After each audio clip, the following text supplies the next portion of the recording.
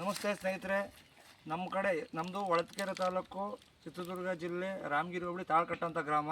ಇಲ್ಲಿ ನೀರಿಂದು ತುಂಬ ಅಭಾವ ಆಗ್ಬಿಡೈತೆ.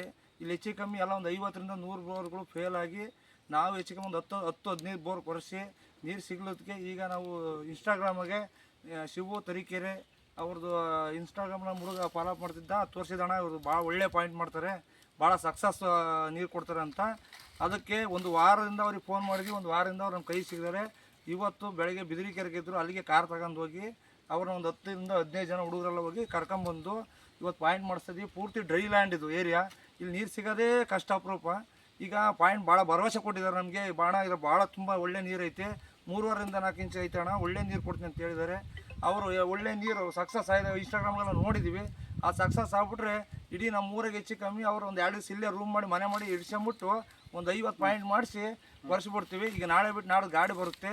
ಈಗ ಹೆಚ್ಚಿನ ಮಾಹಿತಿಗೆಲ್ಲ ನೀರಿಂದ ಅಪ್ಡೇಟ್ ಮಾಡ್ತೀವಿ, ಶಿವಣ್ಣರಿಗೆ ಕಳಿಸ್ತೀವಿ.